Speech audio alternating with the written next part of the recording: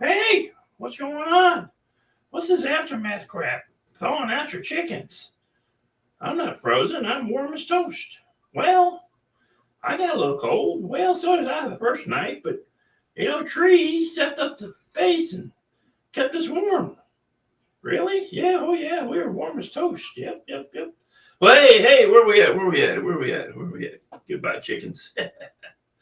Woo, how we doing today? Whew, get rid of my chicken hat.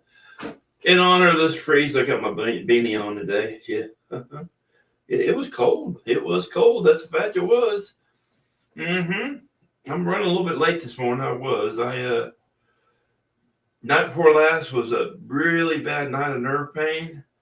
Yesterday was better, but last night was bad too. I slept in a little bit. So, how many of y'all own stock in Bag Bomb? Yeah, that stuff does a trick. It does. It's a bugger to get on your chickens if they don't want it on them. It is. I had that problem. Yeah. Uh-huh. Luckily, my Rhode Island Reds, they're real cool with me. My roosters, I got on them, and a couple of the hens that had real big homes, I got it on them. My Foggy, my Leghorn rooster, does not like to be held. Not at all. And neither do the hens. Um, I had to use a net to grab them. I don't like using a net on my chickens. It freaks them out and everything. But stuff has to do. I had to use my leg iron to catch one of them, by the leg, and uh, got a hold of it and so forth, and got the Bag Bomb on it and so forth. But yeah, everyone survived. I will have to say that after the first night, if you look there you see the live video there of my chickens. Somewhere in the chicken tunnels, and you see all those tarps hanging off the sides of it. That's on the run. I had my runs completely covered in tarps. Chicken coops had ventilation.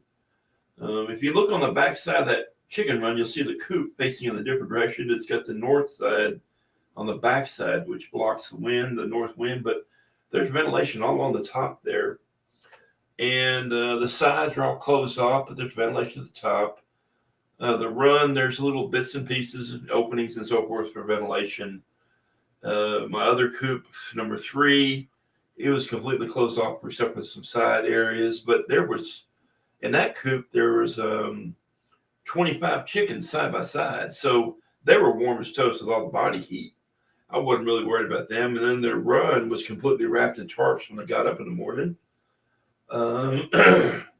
My newest coop number 4 and 5, it's at this old shed I made into a coop. Let me see here. There it is right there. Bring up that one right there. The windows were completely covered in plastic, but the doors I had 2/3 of them covered in plastic, with the tops of them open for ventilation. Ventilation. Everyone talks about ventilation when you wrap them up for the winter. Well, I think I may have had too much ventilation on a couple of the coops. Now, the coop I just showed, my coop number 4 and 5, there's 2 coops in here and separated by a wall in the middle. I will have to say that I think I had too much ventilation in there. Now, the first night, the second night, I noticed there was condensation on the windows, but I knew it was going to clear up in no time because of the ventilation I had in there. But the first night, when the temperatures dropped down to freezing, the water wasn't frozen. The second night, it did freeze. But I have to admit, I hate heat lamps. I really do. I hate them with a passion. They serve a purpose, though. I like to use them in the brooders or the chicks, but I also don't like them in the coops because of maybe a chicken flying up and hitting it or whatever. So I took a heat lamp and I put it in coop 4B, which is on the right side of this great big coop, on the right side of the wall, where I had 6-week-old pullets at. And I wanted them to have some heat in there because they just came out of the brooder, 7-week-old birds, I'd say. And I had a heat lamp on that side for them, but I strapped that heat lamp on the rafter of that roof of that coop. There was no way it was going to move, and there's a guard on the front of it, so if something flies up and hits it, it won't break the bulb. there was no way it was going to fall down. So I felt it was secure. There's nothing around that would cause a fire. So I used the heat lamp in there. And like I said, I got condensation built up in it, but it was all, well ventilated. But it made a difference in that coop. They were very comfortable in there. They were at that. Now, coop number 2, which is where I had my leghorns at. Let me see. I've got a picture of that coop. Is this one right here? I got all that hardboard mesh around it. Well, I went ahead and took Mom's old quilts. I tell you what, my mom's turning in her grave when I was doing this. I know, because she was very proud of her old quilts. But I've got 2 sisters and nephews and nieces, and nobody wants them. Since Mom passed away, and I'm like, if nobody wants them, then I'm going to use them. So I used them. I completely covered up this coop except for the ventilation, and I coated them all with bag balm. But Foggy, my leghorn rooster, he had a little bit of frostbite. He does have one little tip on his comb that's a little black. It's usually at the tips where it starts. And so I was like, I didn't like that. And that was after the first night. So I went ahead and got out. I had this for my chicks, this radiant heater. And I put it inside the back end of that coop where they're at back here, where the egg laying nest box is, where they sleep at night, because there's only 5 chickens in there. There's a lot of air room in there for a lot more room for more chickens if I want to, but there was a lot of air movement around them and everything, and they weren't all side by side. So I wanted to make sure they were warm. So I put that radiant heater in there, and I think it made a difference for them. So the second night when we had the really hard freeze, and then the next night it was a hard freeze. Well, I turned it on again last night because, the temperature dripped down quite a bit this morning. But I turned it on again for them. But those things are great. There's no chance of fire with those. Unless something chewed the wire or something like that, there's no chance it's going to catch on fire. I think I'm going to invest in some more of those. I think I will. I think that's the way to go. If you're really worried about your chickens and them not having enough heat, I think that's the way to go. But I think I really had too much ventilation on coop number 1. But I have a lot of birds in there, and I still think I had a lot of ventilation there. And then, of course, coop number 2 had a lot of ventilation too. But something I did do is on 2 of my coops, they're made with fence pickets on the back, and there's little gaps between the fence pickets. So I went ahead and took some old sheets and screwed them on the back of the coop so that would kind of block the wind to keep it from going in those cracks, the north wind blowing in there, and that might have helped that too. But I think the quilts made a big difference. The chickens love Mom's quilts. I didn't take any pictures of those. Didn't want any evidence against me. But yeah, it was cold. It was cold. Had some frozen eggs. I did. All the frozen eggs were sold yesterday. Had customers picking up eggs yesterday, and I said, hey, let them know. And I said, I've already washed all these eggs because they need to go in the refrigerator immediately because they've been frozen. So they're not, you can't leave them on the counter. But everyone that buys eggs from me, they go through eggs so quickly, it's unbelievable. I mean, I have one couple, I think they might have a couple kids, but they eat eggs every day, and hard-boiled eggs and eggs in their lunch and their dinner. They're big-time egg eaters, and they love them. And they go through 6 dozen eggs a week. I think a family of 4. And wow, I'd be sick of eggs. But I love eggs too. But that's a lot of eggs. But they eat the heck out of them, and I let them know that go ahead and refrigerate them because they've been frozen. But that's about it. Everyone else looks good. So I have a rooster that's it's the Easter egg rooster. He was beautiful. He was. But he tore the birds up. He tore the hens up. He ripped their feathers out. And I mean, I got a lot of Easter eggers running around with bare backs, and I'm like, man, it's cold out. But their coop was quite warm. And he's loud. He creates a lot of disruption among the chicks, the hens, and the hens freak out when they see them and they want to stay away from them. And he's wanting to fight. He's wanting to fight every other rooster out there, even though the other roosters are behind cages and walls and everything. And he made the big mistake of pecking at Bailey. Yep, he did. And you peck at Bailey or you hurt Bailey, that's it. So he met his maker last night. And one shot from the Marlin Glenfield 22. And now he's 3 feet under.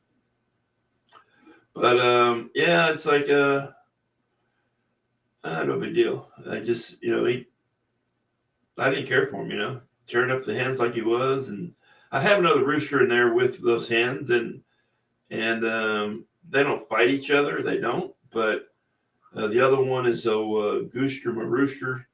He's my special needs child. He's walks with a limp. He grew up with wry neck. He's got a crooked beak, and his comb is so long that it hangs over the side of his head. He can't see out one eye because it's blocking his eye. And I'd like to have his comb taken off, so he could see better.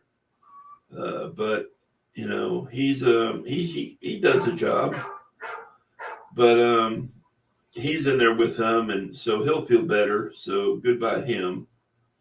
So I attempted to move some pullets around yesterday that are all 8-week-olds and 7-8-week-olds, because they're getting so big. And I put them in kennels and I put them in their new coops. And boy, I tell you what, those hens were just pecking at them through those kennels, and I'm like, oh man, they just want to eat those young birds up. So I took them out. And I'm gonna let them grow up a little bit bigger. I'm gonna let them grow for another 2 weeks, another 2 to 3 weeks, before I attempt to put them back in the other coops with their own breeds. But that was interesting. Usually I put them in a kennel, I put them in there, and the other hens walk around the coop, walk around the kennels, look at them, might stand on top of them and top of the kennel. But man, they were pecking through the sides, trying to eat them up. So I was like, no, that's not gonna fly. So I left them in there for another couple weeks, and then I'll move them again. So I've got some chicks in my brooder in the house. Bad batch of chicks this time that I hatched. I only ended up with 2. I got a Leghorn and I got a Rhode Island Red, which I want. I want my Rhode Island Reds. I want the Leghorns. But I was hoping to have more Leghorns. And then my incubator, the heat from it, it gets up to 100 degrees, but the heat flex the plastic on the side of it. Now there's a dip in the plastic. So I can't shut the lid all the way. And I'm like, how the heck did this happen? It's like, I didn't think the heat was hot enough for that. And the heat source isn't anywhere close to that edge. It must be a weak part of plastic or something. The plastic might be weak right there. So I'm going to take my heat gun and see if I can heat it up again and move it back around, or I'm just going to have to buy a new incubator. But I need to buy a new incubator. I want to buy one from Harris Farms. It's a round one. A friend of mine, Christy, she owns, I think she owns 5 or 6 of them. And she has them constantly going because she raises silkies and so forth. And so I want to get them for, because she likes them, I was going to get that big square one that's all surrounded with foam on the outside. But a lot of people say not to get them. They're not that good. I like it because of its size. But, oh well. But hey, I didn't hear any mad reports of any major loss. I heard a lady lost 3 chickens to the cold. I heard someone did have a fire, but that was prior to the heat, to the freeze. Someone had a fire that was, in their coop that was attached to their house. They caught the house on fire too. But other than that, I didn't hear anything major happen to anyone's. I mean, I know some people, they had a lot of frostbite and so forth. Water wasn't an issue. I went out prior to the freeze and I went and bought 8 gallons of water to have on hand just in case our pipes froze and I didn't have a source of water for my chickens, so I could have the water for them. I had that on hand just in case. But my well house, I put a heat lamp in the well house, which connects to my shop where I do my metal work at. And inside the shop is a tank and some pipes. So I had a space heater in there in the shop, and it stayed at 55 degrees. And then the pipes coming out of the shop and going into the ground towards the house, I put a tote over it, and I used an old iridescent bulb inside of a little shop light, and I stuck that underneath there and threw a tablecloth over it, and it kept it warmer, And then all the outside spigots had those covers, but in the house is well heated. The house was heated more than it normally was because just the freeze, I wanted to make sure everything stays, warm. The first night after the freeze, my hot water heater went out. I'm like, oh no. But what happened was up in Magnolia, they had 3 neighborhoods up Magnolia, they had no gas. And it was from a company called Epcor. And I have Epcor. And I'm not far from Magnolia. I mean, I've got one Magnolia neighborhood that's only 8 minutes from my house, and they had no gas. And I think I may have been on the same line, because when I got up that morning, I went to turn on my stove to get my pot going for some oatmeal, and I couldn't get the gas to turn on. And it finally, after many seconds of click, click, click, click, click, click, poof, it came on, but it was really low. And I'm like, wow. I was like, man, I'm going to turn this off, because I didn't want to affect my heater, because you have a gas heater in the house. So I shut off the stove, and because it had very low pressure in the stove, so I went ahead and nuked my water from my oatmeal, so I can make sure I have gas. But I think the cut off the low amount of gas pressure may have done something to my hot water heater, and the pilot light went out, and I had no hot water. So after the next day, I need new glasses. So I snapped a picture of the instructions on the hot water heater, how to turn the pilot light back on. And it's got one of those electronic switches. You push in a button for the gas, and you click the igniter, and I kept doing it, and it just wasn't working. And I read the instructions again. I even watched some videos on the same brand I had. And one person said, hold down the gas button for about 10 seconds before hitting the igniter. And as soon as I did that, you could hear it poof, and you can hear it turn on and just light up the flames lighting up inside, the coil, whatever it is, the flames, you can hear them lighting up, and it's made all that noise. And I went, wow, it worked. So 10 seconds, hold down that button, and then click the igniter, and you can hear that poof, and it started up. And within a couple hours, I had hot water and a nice hot shower. But yeah, that was an experience there. So, but no, we did real good here, real good. My buddy Gene came by yesterday, and we worked on knives. Actually, went and picked up some knife supplies, sanding belts, and some glues and so forth. He picked up himself some metal, and then we drew out some designs on metal to cut for some new knives. But that'll be good. But I was talking to him about the front pasture. The chickens have eaten out all that green grass, and I really can't move the poultry netting anymore. So what I'm going to do is I'm moving the coop over to the left, up underneath the tree more, and I'm going to move the poultry netting out further out in the pasture where I have a lot of ryegrass and oats growing. Because where there is now, there's no way I can reach that area with the poultry netting. I have to move the coop. So I'm going to move the coop over there so they can eat on all that. And I can reseed everything else and get that growing again. And I still have plenty of room for the next 2 months of green grass for them to munch on. So those chickens will continually to have good green grass. Now in the back, where I try to grow the grass for them, it just hasn't been too good. The ryegrass just isn't growing that quickly. And I had oats mixed with it, and it's just not growing that fast. I don't know why, but too much shade, I guess. But yep, that's about it. Well, I hope everyone survived. Keep putting on that bag balm. If you don't know what it is, there it is right there in the picture. Bag balm skin moisturizer. There's other products out there. I heard there's a company that makes a product for chickens, but all it is it's pretty much a bag balm, Let me take a sip of my hot coffee here. I'm going to admit, I ran out of Bag Balm. I have a small container of it I buy for my knuckles because my knuckles dry out all the time on my hands this time of year. I ran out of Bag Balm. So I've been using another medicated ointment moisturizer, skin moisturizer called Aquaphor. I use it on spots on my legs that are real bad when I have really bad dry skin on my legs, where because of my pore circulation, the Aquaphor really moisturizes it fast. I mean, the next day it's smooth skin again. So I've been using the Aquaphor instead of the Bag Balm on my chickens. I used it again.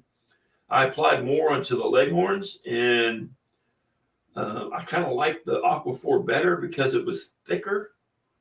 It wasn't the Bag Balm's kind of almost, it's kind of thin, and it goes everywhere. It gets everywhere. In fact, someone posted a picture on one of the chicken groups of someone's face covered in like a white looking creamy foam, and it says I just finished moisturizing applying Bag Balm on my guineas.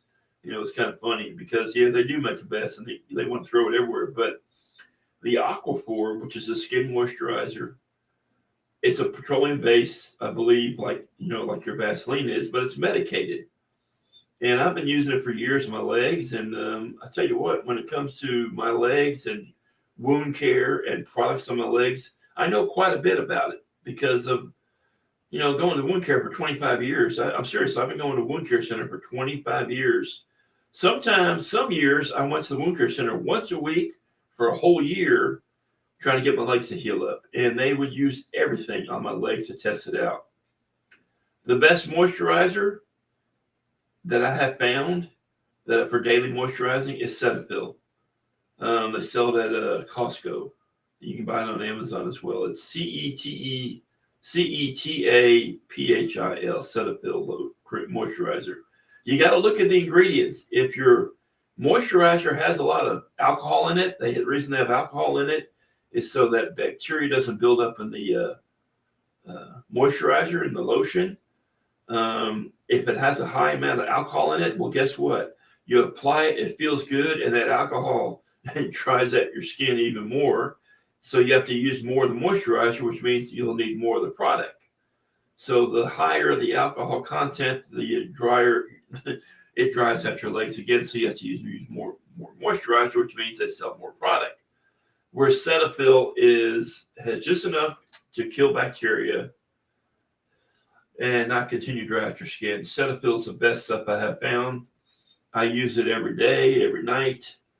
Bailey loves it, loves the taste of it. And as soon as I put it on, I got to throw my legs underneath the covers. Otherwise, she'll try to lick it off, I don't know what it is, the dogs and lotion, but hey, I had another dog that was that way. But it's great. I use it on my legs, my feet, makes a big difference. But if I have extremely dry skin for some reason, which I've had for the past 2 months on the side of my right foot, I've had a very dry area. Rubbing on my shoes, very painful. Lots of nerve pain shooting through that thing every day, every night. So I've been putting Aquaphor on it, and it's made a big difference, and it's starting to heal finally. But for everyday moisturizing, I use Cetaphil on myself and Aquaphor. But like I said, I've been using Aquaphor on the chickens, and it seems to be working pretty well. I'm going to talk to Howard about it and get him some to try out, see what he thinks about it. But it's, I had it on hand. It's what I use for myself, for my own skin. It works. I used it on the chickens, and it works for them. And it's easier to apply than Bag Balm because it's not as runny. Bag Balm is really thin, real thin. Aquaphor is a heavier deal. So, oh well. Well, Bailey, what do you think, huh? Bailey, you gonna get up, Bailey? Bailey, you gonna get up, huh? You gonna get up? I guess not. She's really wiped out. I don't know why. Sleepy mutt. So I've got this heating plate. I have that one. And that one's in with the chicks right now. The two I have in the house. That works good. Got it from Premier One. But I haven't had any other problems with the hawk or anything. Been watching them. The eagle flew over yesterday. Gene saw it. He thinks he saw it. I think he does too because it looked like a big bird. We have a bald eagle. It's been reported in Tomball, but I think it's been flying out this way too, looking for more food. There's supposedly a pair of eagles in Tomball, Texas, but I think it's been flying out further than Tomball looking for other sources of food because I saw it in my front pasture. I think it saw the chickens. I ran out there and I may have spooked it and it flew off, but it flew into a pine tree. Then it took off again and it was big and beautiful. But yeah, they will eat your chickens in a heartbeat. Oh, yeah. But that's about it. But hey, if anyone needs a rooster, man, I've got this really friendly rooster right here. It's a Rhode Island Red, and I've got him and his brother, and I hate to separate them. I love these guys to death. They're great. I mean, Rhode Island Reds are actually good eating birds, and I don't mind eating the roosters, but these two are so darn friendly. I mean, I can just reach over, pick them up, no problem, and pet them, and they're the best of buds. If you need a Rhode Island Red rooster, to add to your flock, not to eat, come get them. There's an adoption fee, not much. It's just like people that are going to feed the chickens or feed chickens to their animals or whatever. They don't want to pay, but I just say, hey, cover the cost of his feed. But yeah, he's a beautiful chicken. He's just gorgeous. I mean, very friendly. He's friendly with Bailey. He'll sit down on the ground next to Bailey. I know he'll be good with kids. I mean, if he's good with Bailey, my dog, he's good with me. I mean, he's awesome. I love this chicken. I wish I could keep him and his brother, but they're starting to peck at each other over women. And I don't want to fight them. No, I don't want them at all. I don't want them fighting with each other. I'm going to be making a big move on birds soon. I got to separate my New Hampshires from my Rhode Island Reds. I got to keep those breeds separate because I have people calling on me for New Hampshire eggs for hatching. And I want to have them, and the only way I'm going to have them is by separating them. My rooster, I call him Roosty the Rooster because he's rusty in color, so I call him Roosty instead. And he's real friendly as well, Roosty. But he does not like the Rhode Island Reds. They get after it. So they're moving over to Coop 4B as soon as they get the young birds out of there and into their new homes. He and his girls are moving over there, and we'll build them some chicken tunnels. But the Rhode Island Reds are going to take over the big coop because I'm going to have more Rhode Island Reds and I'll have New Hampshires. I'm not a fan of the New Hampshires because I lost 3 New Hampshires last summer due to the heat. And they have a lot of feathers on them. They really do. And I think they may have contributed to the problem with the heat. I mean, I didn't lose any other chickens due to the heat, but hopefully, knock on wood, we don't have the summer we did last year. So, have less of a deal with trying to keep them cool. But, yeah, I'm looking forward to it. Ooh, look at that green grass underneath there. But in that picture right there is my chicken tunnels. You'll see Red, which is my other Rhode Island Red rooster. He's a brother, the one I was just holding.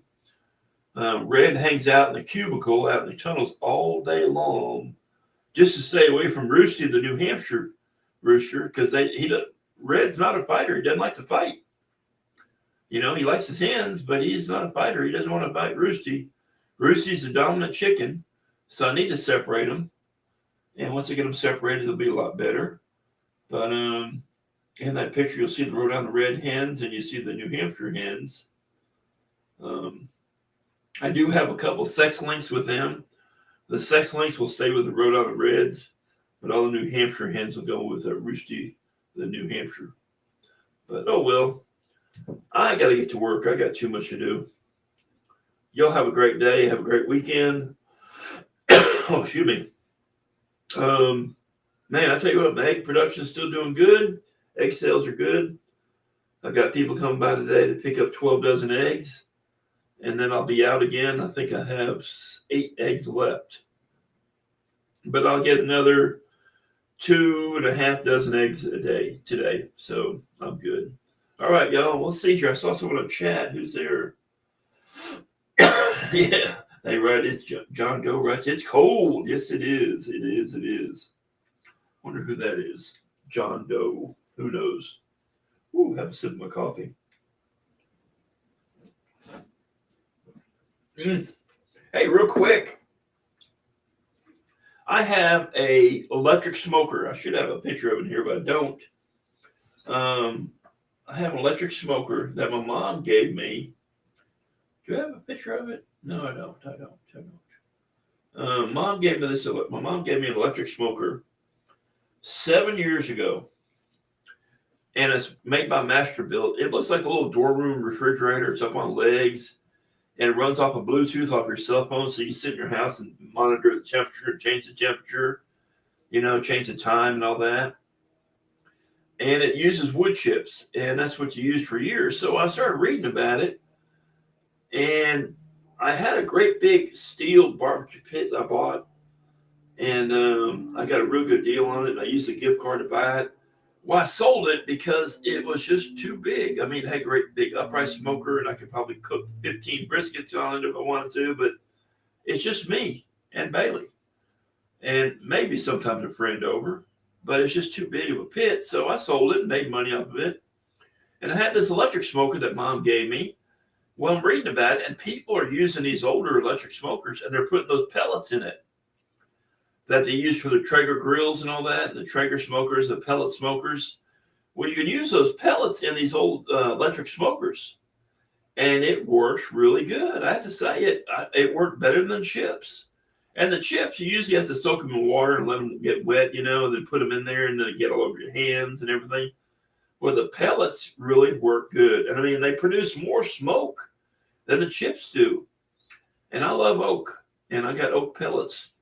And the pellets are $9 for a 20-pound bag from HEB. And what's good about the oak, you can easily mix some flavors to it, like a cherry wood or an apple wood, and it makes for a great flavor. Well, I smoked some chicken on it the first night. Actually, Sunday night I did that. And then Tuesday afternoon, I had some seasoned pork steaks. I got those from Arlen's Meat Market and Tex Choice Seasoning Company out of Beaumont, Texas, which I promote their seasoning all the time. Here's my big thing. I'll show you this real quick. Let's see here. There it is right there. Tex Choice Seasoning. They don't sponsor me or anything.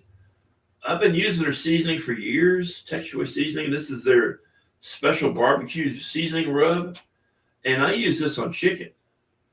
And man, it's good. I love it. But I use it on other things too. I use it on pork as well. So this pork steak I had from Arlen's Meat Market was like $2.50. And oh my God. Oh, it was so good. It was so tender. I smoked it for about 2.5 hours. Took it out, fully cooked. It was about this half-inch thick. Tender. I sat there and ate it on the back porch with Bailey, and I actually smoked some boudin in it. The boudin, I like my boudin. Of course, when you make something yourself, you taste someone else's, sometimes it just doesn't taste that good. But I like DJ's boudin. I like that boudin from that meat market down in Lafayette, Louisiana. Everyone goes to all the time off I-10. They've got really good boudin.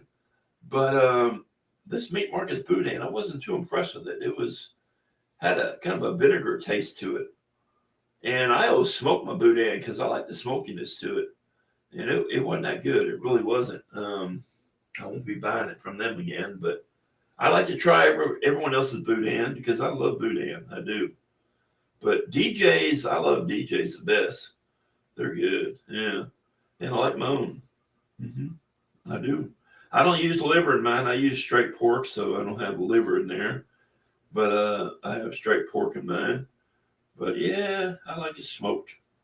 But oh well. Hey, I shot a picture of this coop up here. You notice on the back here, I've got this PVC pipe. And there's a little valve on there to shut it off. Well, I can actually separate it right there and take this all off, But it has a one elbow, and it has actually two elbows. It has one there. And it has another one that turns this way, then another one turns that way. And it has nipples in there for them to drink water. Well, during the freeze, it never froze up. I took the lid off of it so that if it expanded, it wouldn't crack or anything like that. but it was just a slush inside.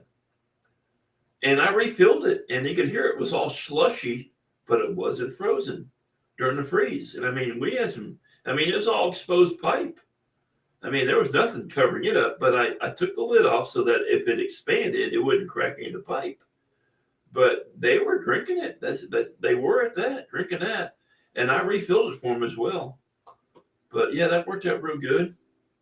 So I'm actually going to build another one of those. Actually, I'm going to build 2 more of those. I bought more supplies and elbows, and I'll be putting it together this week and installing it on coop number 4, and have that in there for them. I bought some of these plastic waterers that I have the galvanized ones, the double wall ones that they freeze. The plastic ones freeze, but the plastic ones have a valve system on it where you unscrew this little black cap, you screw it on the water outlet, you unscrew the cap on top, you fill it up, and it has an O-ring on the inside of it. And when you shut it down, you unscrew that cap and it slowly lets the water out.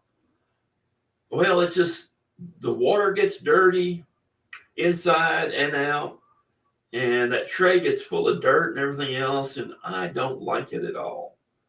I don't like those plastic waterers at all. It's kind of an octagon shaped looking waterer, you know? And I bought it because they were cheaper than the galvanized. I wish I bought the galvanized. I do like those better, but I'm going to build a couple of my PVC pipe waterers so they have as well. But I'm going to keep using those plastic ones because I have them. I'm not going to let them go to waste. But if they ever break down or fall apart, I'm going to replace them with the galvanized double wall waterers. I like those the best. They work good. But this PVC pipe works good too. So, oh well. Y'all have a great week, great weekend. Be safe. Have a good one. Bye-bye. Bye. Hey, Bailey. Bailey, you going to say anything? Bailey. Hey, Bailey, your fans want to see you. Hey, where you at? She's sound asleep. Look at her. Do I have a toy in here and throw at her? Hey, where's your toy? Where's your toy? She's opening up her eyes a little bit. Bailey. Bailey. Bailey. Some service dog she is. She loves to sleep in. She getting like her daddy. Yeah. No, I'm up early every day. Get up. Come on. Hey. Look at her. Come here. She's going to come around this way and get on. Come on. Get your butt out of the picture. Come on. Let's go. Come here, Bailey. Come here. Up, up, up. There she is. There's my girl. There's my girl. Say hello to your fans. They want to see you. Yeah. They want to see you. Yeah.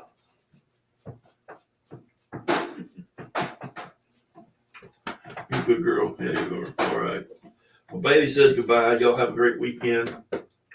And maybe next Friday we can get a guest on. I'm talking to someone now about that actually makes a waterer that's made out of PVC pipe. Looks quite simple. Looks like something you can make. But, you know, not everyone is handy with tools. I am. I built all my own coops. I built everything. I always try to save money by building it. You know, I'm handy with plumbing and good with everything. So it's a lot easier for me to build stuff. Whereas, you know, some people just aren't. And it's just easier to build it, you know, to buy it already built. And this guy makes this person, I don't know if it's a man or woman, but they build a PVC pipe waterer. It's a nipple system, and it's already built, and they're reasonably priced, I'd say. I think around $100 or so. And you can just go ahead and use those, and you can hook up a water hose to it. So I'm going to have them on, and we'll talk to them about their product and see how that goes. So that's going to be next. And then I'm trying to get, what's her name, from Sea Breeze Chickens to come on. And, but yeah, we'll be doing that. And then with the chick season coming up, I might do a live broadcast from some feed stores. Spring Cypress and probably D&D. That is if they have the Wi-Fi in there to get hooked up, you know. But that would be neat to do a live broadcast from them. The days when they have chicks, you know. Yeah. So that's coming up. All right, y'all. Spring season's upon us. Hopefully we don't have any temperatures like we had in the past couple of days. Blue skies outside. It's going to be a beautiful weekend, I hope.